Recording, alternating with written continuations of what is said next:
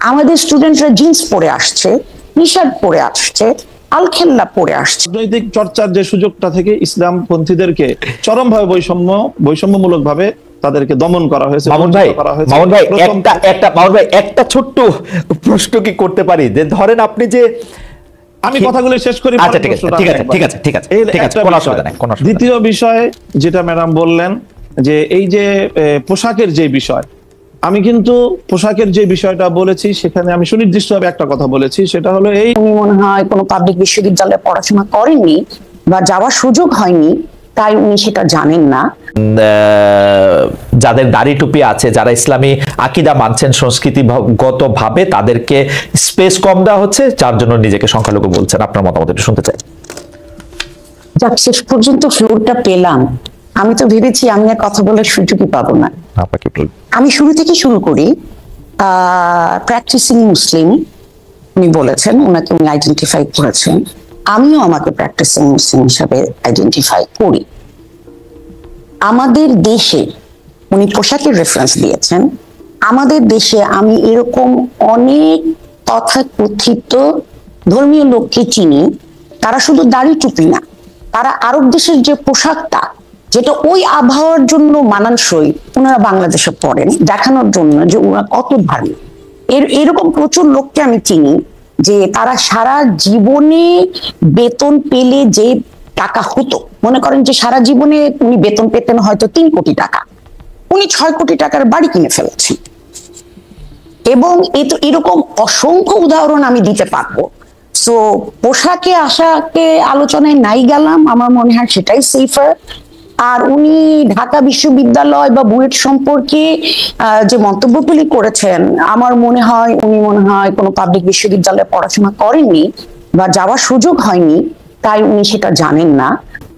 খালেদ সাহেব যে ভাষা ডিপার্টমেন্টগুলির কথা বললেন, সেটার সাথে পার্সিয়ানও আছে, আর পার্সিয়ান আছে, কিন্তু ওদিকে আবার সংস্কৃত ডিপার্টমেন্ট আছে। আমরা কিন্তু, হ্যাঁ, যদি বলবেন যে এইদিকে 5টা আছে ওদিকে একটা কেন, ওদের এই একটা নিয়েই পালিয়ান সংস্কৃত পাচ্ছি। আর তো ভাষা পাচ্ছি না, বাট আমরা অন্যান্য এশিয়ান অন্যান্য ভাষা শিখাচ্ছি, উর্দু শিখাচ্ছি, জাপানিজ শিখাচ্ছি। সো আমার মনে হয় কি এই ধরনের সুইপিং কমেন্ট না করাই ভালো। আমি যেটা সম্পর্কে জানি না, আমি সেটা নিয়ে এত জোর দিয়ে আমি কথা বলবো না। আর কিছু হারিয়ে যায়। কিন্তু আপা, এই প্রশ্নটা তো আপা একটু প্রশ্নটা করি, সরি আপা, আপনি বলেছিলেন যে আপনাকে ইন্টারাপ্ট না করতে, কিন্তু এই প্রশ্নটা করি, আপনি কি এটা দেখতে পান না যে ঢাকা বিশ্ববিদ্যালয়ে মানে একটা জায়গার তো একটা মানে টোন থাকে, তাই না? আমরা ঢাকা বিশ্ববিদ্যালয়ে যারা পড়াশোনা করতে আসছেন, তাদের মধ্যে কতজনকে আমরা জনাব মামুনুল হকের মতো পোশাক আশাক পরতে দেখি?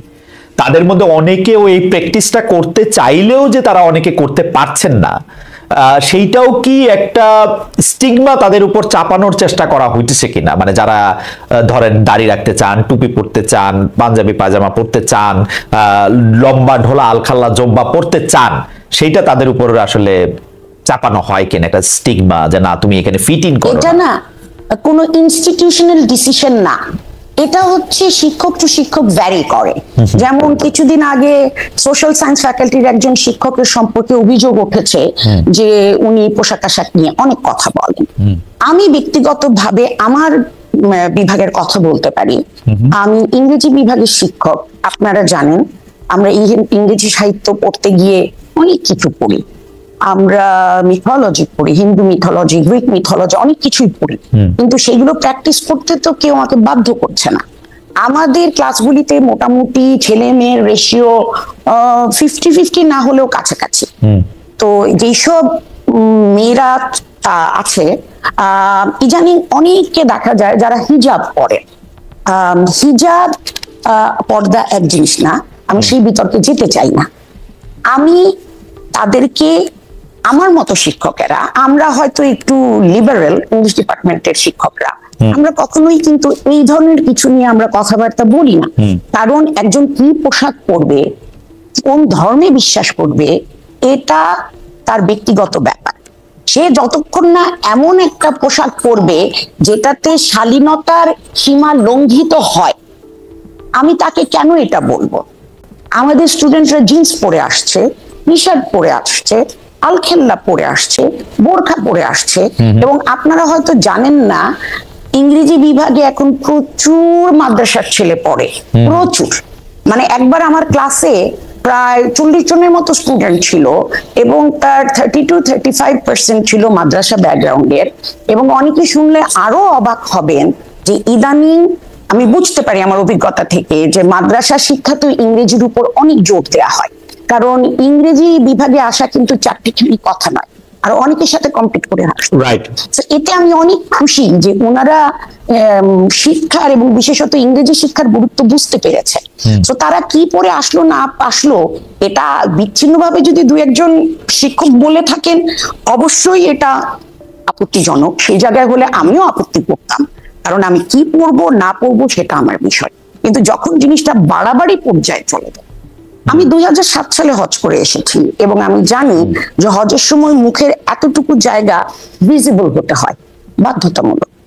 আমাদের কিছু কিছু কিছু খুবই কম, বাট কিছু কিছু ছাত্রী আছে একদম এইরকম করে ঢেকে আসে, শুধু দুটো চোখ দেখা যায়।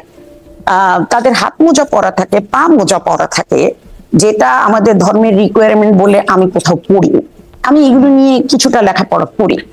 এবং ভাইবার সময় আপনি যদি আপনার নিকাবটা না সরান তাহলে কিন্তু আপনার আইডির সাথে, আপনার আইডি কার্ডের সাথে আপনার চেহারা আমি মিলাতে পারছি।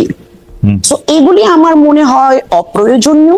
কিন্তু পোশাক আশাকের ব্যাপারে, চিন্তাধারার ব্যাপারে, সব ব্যাপারে আমি ব্যক্তি স্বাধীনতায় বিশ্বাস করি ততক্ষণ পর্যন্ত যতক্ষণ না এইটা একজনের বা সমাজের বা দেশের জন্য ক্ষতিকারক না হয়। ইসলামের কথা যদি আমরা বলি, জি আপনি শেষ করবেন। জি আপনি শেষ করছিলেন, সরি আপনি শেষ করেন, সিস্টেমের কথা বলছিলেন। জি, আমরা যদি ইসলামের কথা বলা আর সেটা নিজের জীবনে ধারণ করা কিন্তু দুই ইস্যু। আমাদেরকে ইসলাম শিখায় নম্র হতে, ভদ্র হতে, অন্যের সাথে ভালো আচরণ করতে। ইসলামে বলা হয়েছে একজন মানুষের প্রতি, একজন মানুষের দিকে হাসলে সেটাও এক ধরনের সাদকা। ওকে, আমরা কি সেগুলো করি? আমার মনে হয় কাচামিচি করি, তাদেরকে আমরা ইসলামের বাঘ, ইসলামের সিংহ এইসব টাইটেল দেয়া হয়। তো আমরা নিজেদের মধ্যে কতটুকু ইসলাম পালন করি যে আমি রাষ্ট্রধর্ম ইসলাম চাই, আমার প্রশ্ন।